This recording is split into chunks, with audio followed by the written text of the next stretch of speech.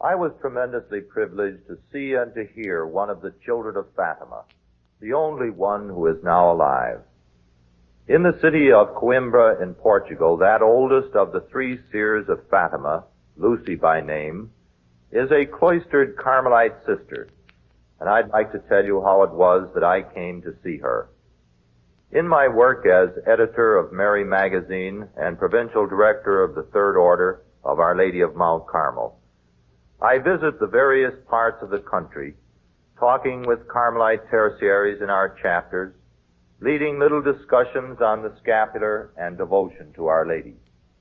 Many times I have been asked to say something about the Fatima message, and of course I always try to summarize all the things that Our Lady wants done. You recall in brief review that Our Lady first of all prepared the children of Fatima by sending more than a year before her own coming an angel known as the Angel of Peace. That angel first appeared in a place known as the Cabezo, overlooking the great valley where Our Lady herself was going to appear later. Each time the angel came, he gave them a message. The first time he spoke, it was a message of faith, hope, and charity.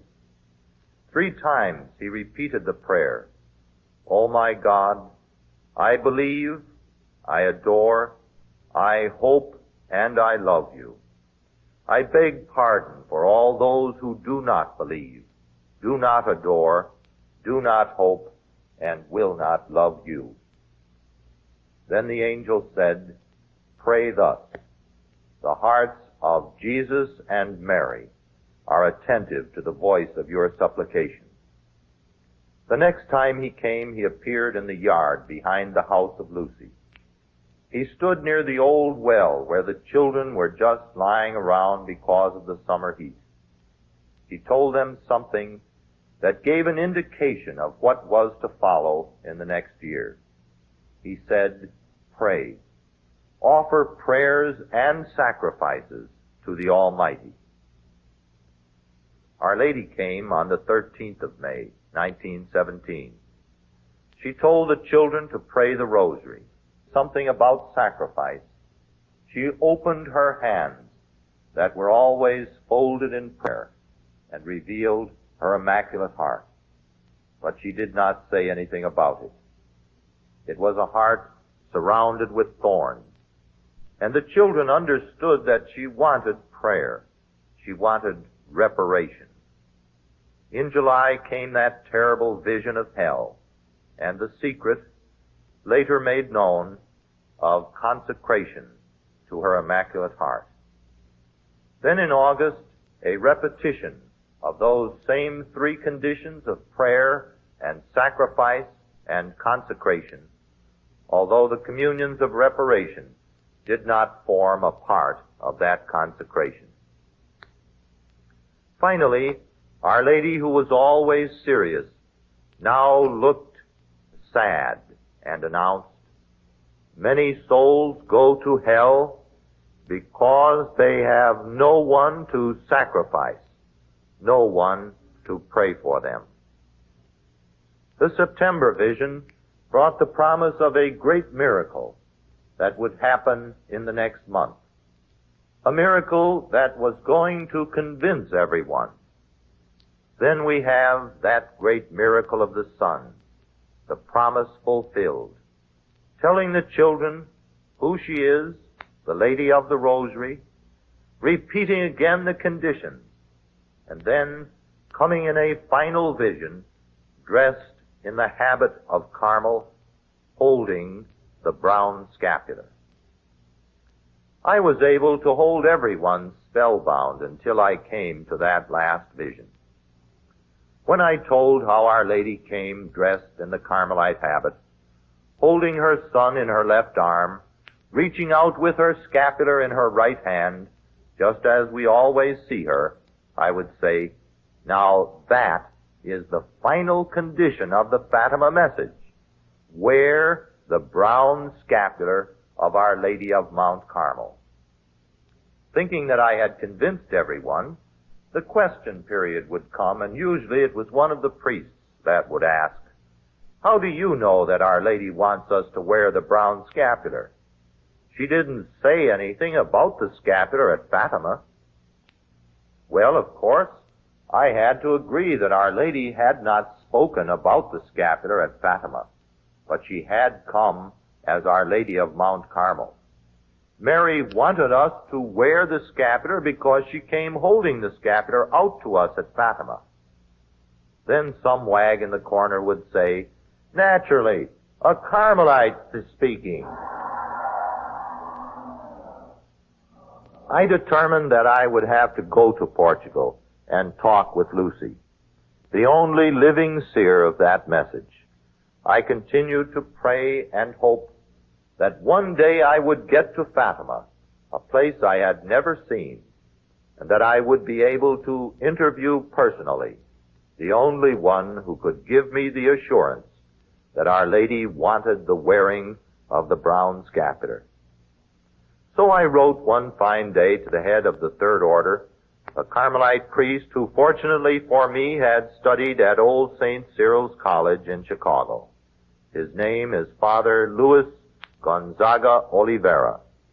My letter stated, "Father Luis, you never met me, but you know certain priests here in Chicago who have told me about you and how you will do anything possible to help an American. We had been so kind to him when he came here as a student for the priesthood. Well, I mentioned that I would like him to get permission for me to interview Lucy, now Sister Mary Lucy of the Immaculate Heart. Making it a more difficult thing for him to do, she had just left the Sisters of St. Dorothy and had entered the cloistered Carmelite Sisters.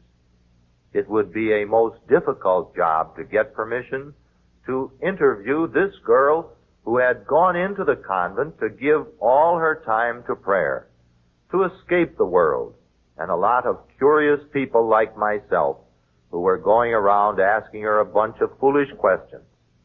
Father Lewis sent his answer saying, "Why, you can't get in to see Lucy. Only bishops can get in to see her." It was a great disappointment, but I tried again. I wrote back and told him that I understood I wasn't important enough really to get in there and see her. Very simply, I stated the whole problem. If I could go around the country and talk to the thousands of people and tell them with assurance that Our Lady had come at Fatima with her scapular, then no one would be able to deny that the scapular was one of the conditions of that message. Secondly, there were those who admitted that she had come at Fatima as Our Lady of Mount Carmel, but would not admit that the scapular was indeed one of the conditions. About a month later, I had a startling letter. "Father Howard," he said, "I have a privilege for you which is given only to archbishops, but I had to canonize you to get you in." Imagine, I had this very unusual permission. I could go to Portugal, and at my own convenience, I could see the only living seer of that message. I could talk to her as long as I wished. Being a poor Carmelite, I now had to find a way to get to Portugal. My long-awaited opportunity came during the Holy Year of 1950.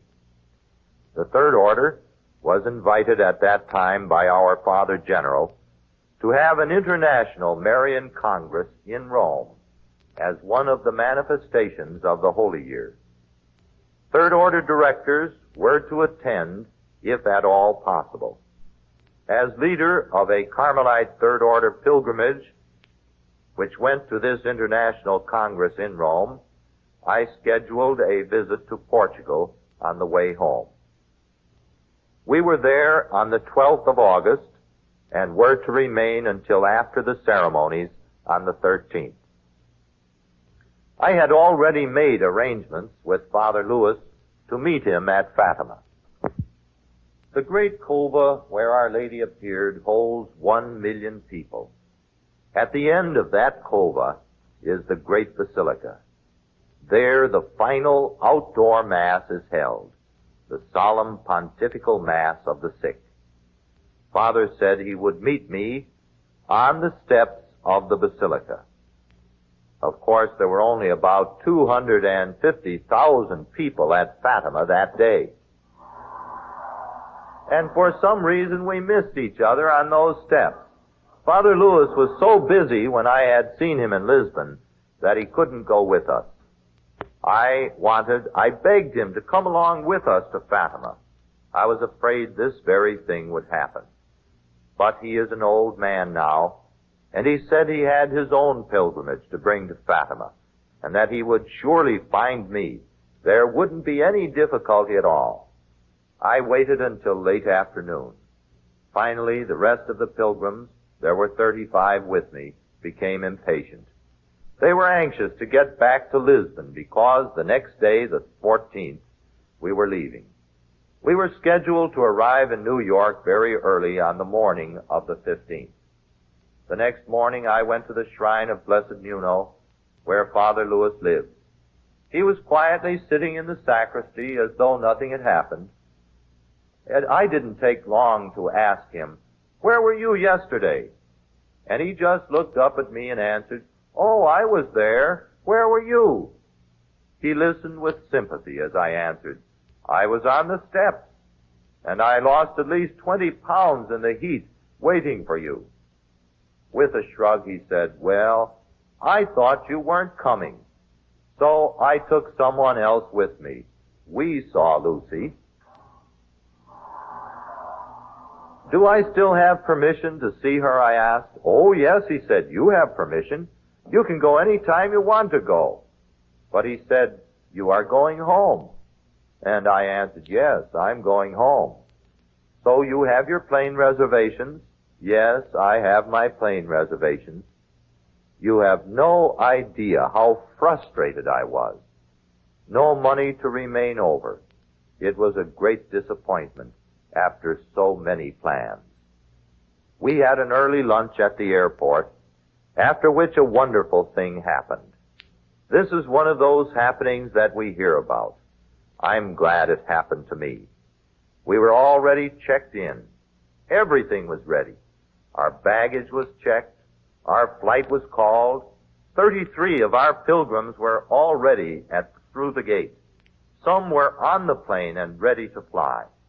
Just remember that all this time, I was giving the Blessed Mother kind of a hard time. I told her that I was going back to America, and I was not going to have the word that I needed to preach her message with authority. Just then, the announcement came on the loudspeaker. There were 2 people too many on that plane. I fly quite a bit in my work. I've been in it now for over 10 years, and never before or since that time have I met any situation where there were too many people on a plane. This day, there were 2 too many.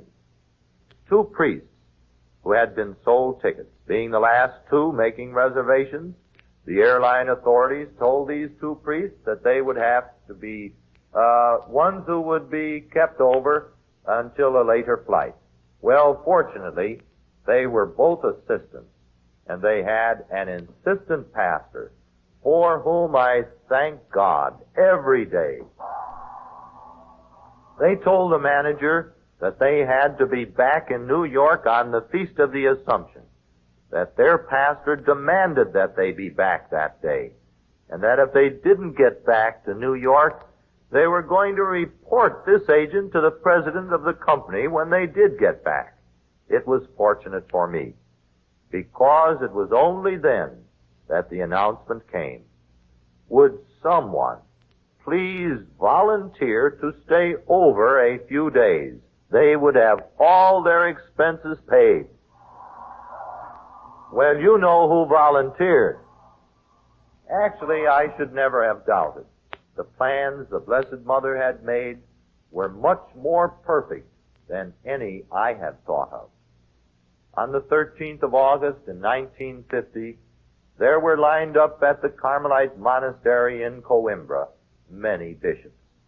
I would have been in line with those bishops. When an ordinary priest gets in line with a bishop, you know what happens.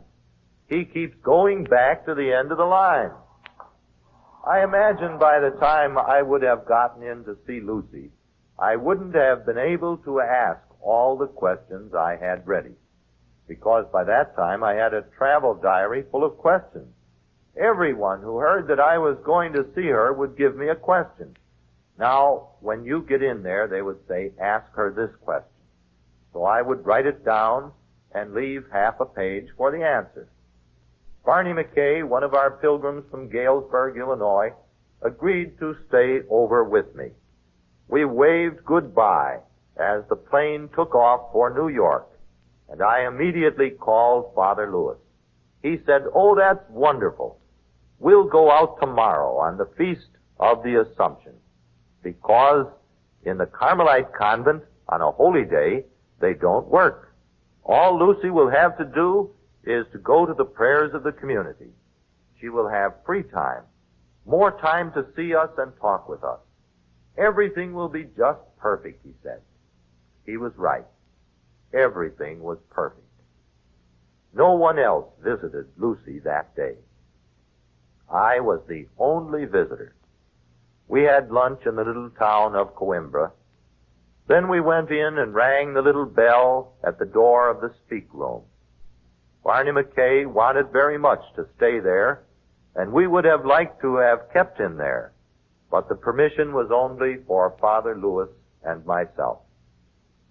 If you have ever been in the speak room of a Carmelite convent, you know the sisters appear on the other side of a grill. This one had crisscross bars, forming little square patterns. Each intersection had a protruding spike to keep the curious at a good distance. After getting a good poke myself, I warned Barney. When he left the room, the Mother Prioress opened the little sliding door at the other side of the grillwork. Then a heavy curtain was opened, and Father Lewis and I saw the Mother Prioress kneeling there with another sister, asking for a blessing. They both had the black veils pulled over their faces. But when they saw who it was, Father Lewis knows both of them quite well, they drew up this black veil, so that I've seen Lucy's face clearer than I can see any of you now. I was about 1.5 feet away from Lucy, Sister Mary Lucy of the Immaculate Heart. So we gave them a blessing and a little rosary we had brought from Rome, a little present for them from the Holy Father. Father Lewis, by the way, knowing idiomatic Portuguese and knowing English quite well, having studied here until his ordination, was one who was quite the best interpreter, I think, in the world. Some of the things I could understand, but I wasn't taking any chances. Maybe later on someone would say, "Well, how do you know that's what she said?" I am sure of the answers Lucy was giving, and I wrote them down. We talked about many things for about a half hour, then a bell rang.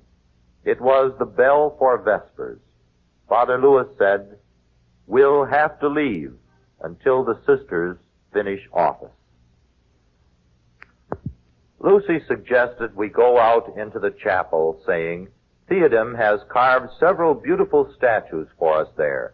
We saw one of Our Lady of Mount Carmel, one of the Sacred Heart of Jesus, and one of the Immaculate Heart of Mary, all beautifully carved, donated by the famous sculptor Theodem, the same artist who had carved the Pilgrim Virgin of Fatima, so popular in this country.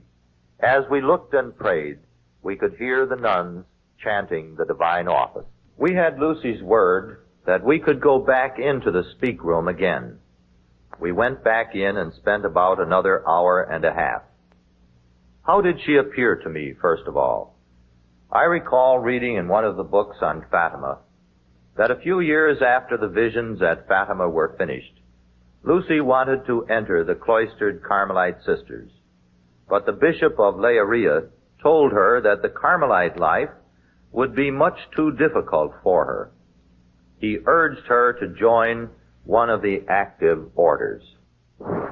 Remembering that, I looked at this peasant-type girl sitting there before me, and I assure you that she doesn't look delicate. She doesn't even look thin. She is on the plump side. Recall the features of her face, as you have seen in her pictures. Rough sort of features. Thick features, almost, you would say. And I recall what Walsh said in his book, Our Lady of Fatima, that she showed no signs in 1917 of becoming the Miss Portugal of that year. In other words, she is not beautiful. Although, when she talks, and especially when one mentions Our Lady, there comes upon her a beauty that is indescribable. We can only imagine what it must be like to have seen God's mother.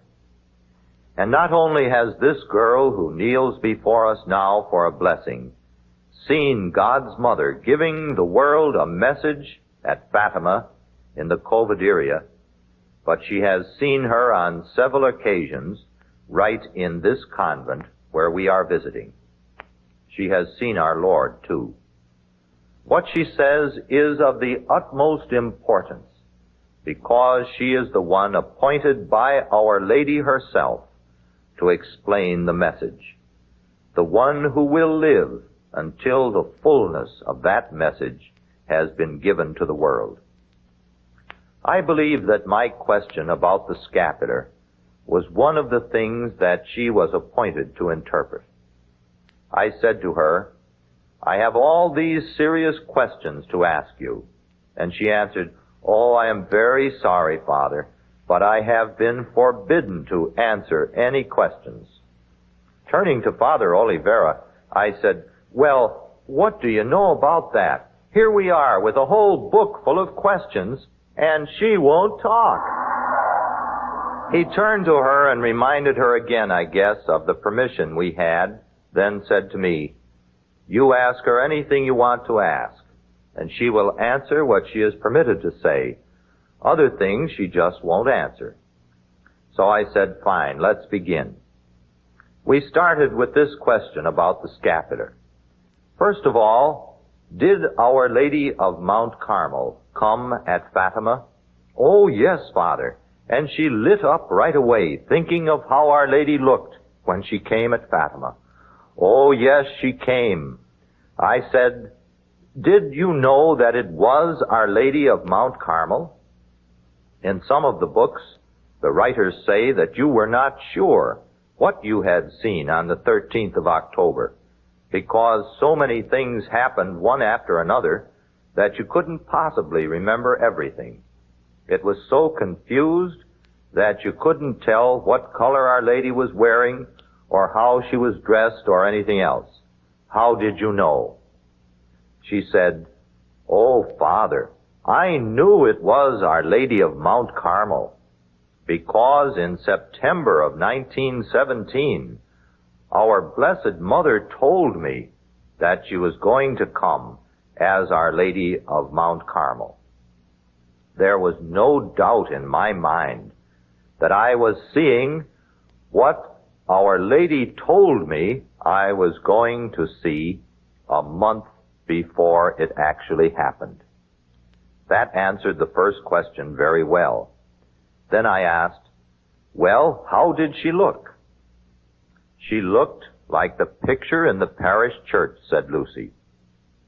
I had already visited the little church in the village of Fatima. I had seen the picture of Our Lady in her Sabbatine privilege, a picture that I am sure all of you have seen. Our Lady is over the purgatory, and angels at her direction are going down into the flames and picking out the souls that are clothed in the scapular of Carmel. Those who have been devoted to her and have faithfully worn her brown scapular, together with keeping the two other conditions of chastity according to their state in life and the saying of her little office, have her promise to be released from purgatory the Saturday after their death. That's how Our Lady looked. Well, I said, And this was the great question now. Why did Our Lady come that way? What did she mean?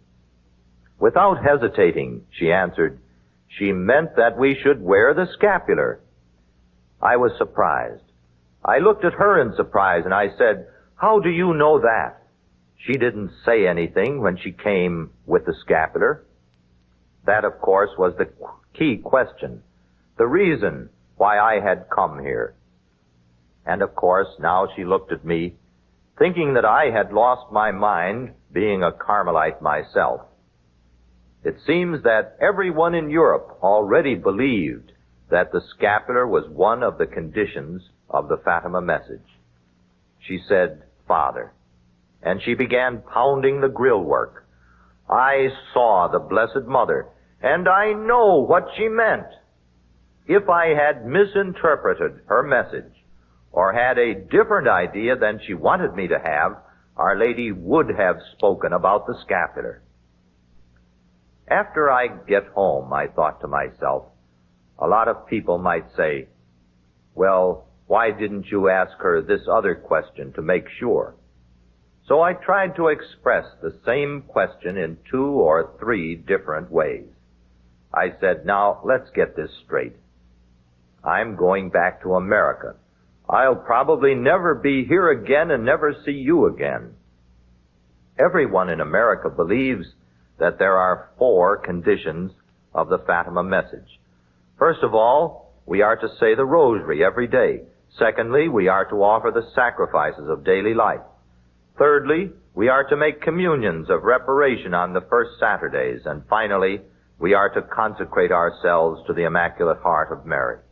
Oh, she said, there is one more condition, the wearing of the scapular, the symbol of our consecration. Well, I said, now let me get this straight. You mean to say that if someone did all 4 things and didn't wear the scapular, that he would not fulfill what Our Lady asked for? She said he could not fulfill. He could not fulfill what Our Lady asked for at Fatima if he refused to wear the scapular. Well, I said, in other words, it isn't just something which Our Lady would like us to do. It is something which is essential to the message. In other words, if you don't wear the scapular, you could not follow that message. She said, exactly. You could not follow the message of Fatima unless you add also the 5th condition, which is the wearing of the brown scapular of Our Lady. There was a Franciscan priest on our pilgrimage, and I guess he wanted to start a great big argument. He had said to me, when you get in there, you ask Lucy which she considers more important, the saying of the daily rosary or the wearing of the scapular. But at this point, now face to face with Sister Lucy, the question seemed out of place. I tried to give her a chance to dismiss it by saying, there's another question here, and it's kind of foolish, but I promised that I would ask it. Which is more important, the saying of the daily rosary or the wearing of the scapular all the time? She gave an answer that has been quoted, I think, millions of times. Father, the rosary and the scapular are inseparable. You cannot have one without having the other. I don't think there was another way we could have cleared up the questions I asked her during that interview. I thought of the possible talks that I could now give, explanations of the Fatima message and the place of the scapular in it. You see, now it is already 1958, and I saw her in 1950. What she said was as interesting for me to recall, and I'm sure for you to hear, as it was the day she told me these things. I wanted her to become a part of every talk, so requested, Sister Lucy, would you promise to say some special prayers every day for everyone who listens to what I have to say about Fatima and about Our Lady, and especially about the condition of the wearing of the brown scapular, she said, "Yes, Father, I promise to pray for everyone who listens to anything you have to say about Fatima." So you can be assured that Lucy is praying a very special prayer for you, because you have become a part of this message of fulfillment. You might say the fullness of the message that she was given to transmit to the world. Last August, I was able to return to Fatima. Since that first trip, I have been there 3 times. The last time I was there was in August of 1957, just last August. Today, over the rise of the hill directly behind the basilica, there is the second largest building at Fatima. The basilica, of course, is the largest and most important church in Portugal. But behind it, a 5-minute walk away, is the international center of the brown scapular. I was there for the dedication. It was the 40th anniversary of Our Lady's coming at Fatima. What a wonderful privilege it was to be present for the dedication of the shrine that would remind the world that Our Lady did come the last time as Our Lady of Mount Carmel with her scapular. Many priests and people, I am sure, have never seen a Carmelite priest. Not so long ago, I met a priest up in Minneapolis who said, "You're a Carmelite priest? I thought they were all nuns." He had never met a Carmelite priest. And yet I feel that all men and women throughout the world have known the scapular that Our Lady gave to the General of Carmel, St. Simon Stock.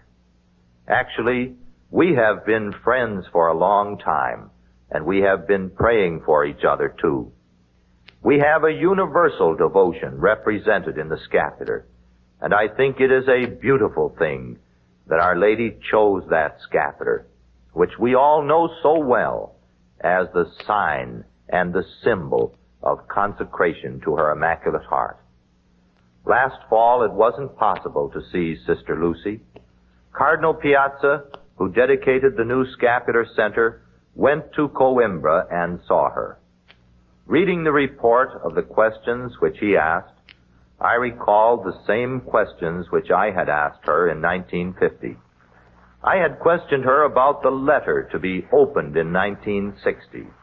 Did the bishop still have that letter? Oh, yes, the bishop still had the letter. Did he know what was in it? No, he had never opened that letter. During the Marian year, an interesting book by April and Martin Armstrong was published, called Fatima, Pilgrimage to Peace. When they went to see Bishop Jose, who has since died, Mrs. Armstrong asked the Bishop of Leiria, Fatima, if he had the letter which Lucy wrote at Our Lady's direction and which was to be opened in 1960. The bishop answers, "Oh, yes, right over there, you know, very unconcernedly."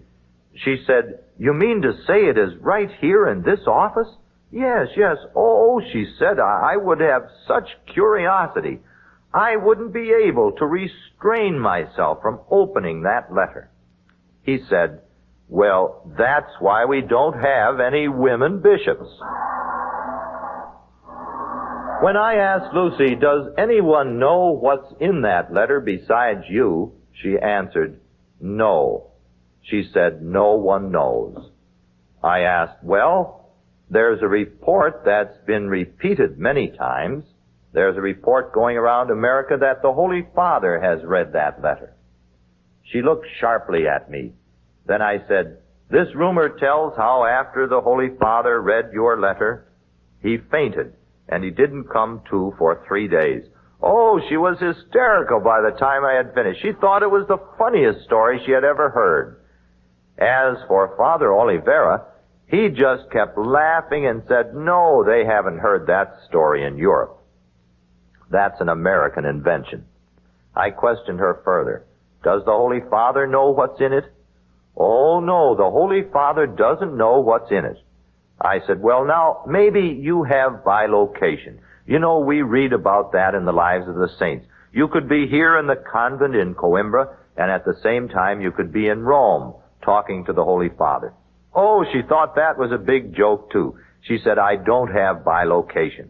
There is no way I could get to Rome.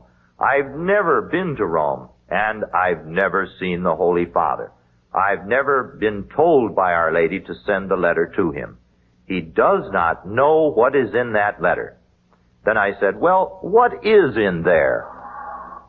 I figured as long as I had permission to ask questions, I might as well ask that one. And she looked at me for a second and just smiled. That is what Father meant when he said, certain questions that she can't answer, she just won't answer. So she didn't answer that question, but then she added, and I think this is a good thing to remember. She said, but if you were the Holy Father, I would certainly tell you what is in that letter. So we know that if the Holy Father does request the opening of that letter, or perhaps the transmission of what is in that letter before the year 1960, that Lucy will send him the answer or send the letter from the archives in Leiria. Finally, I asked her about one other thing that has always puzzled me, and up to that time, I had not seen it commented on in the message of Fatima. In May of 1917, Our Lady told the children to come 5 more times. She appeared, of course, in May, June, July, August, September, and October. That was 6 times altogether. But in May, her first appearance, she had said, I will come again a 7th time. Father Lewis objected and said, I don't think she said that. And Lucy said, oh, yes, Our Lady did say that. I continued, now, what did Our Lady mean? Has she already come the 7th time, or is she yet to come? Because in my mind, there has always been the thought that maybe if Our Lady is going to convert Russia, she will come the way she came the last time at Fatima. Perhaps there will be a great manifestation there of the power of God and the influence of Our Lady. And I thought, well, maybe that is the 7th coming. Lucy was smiling, but she said nothing. That was another question she wouldn't answer. But I think the fact that she wouldn't answer it led me to believe that Our Lady has not come the 7th time.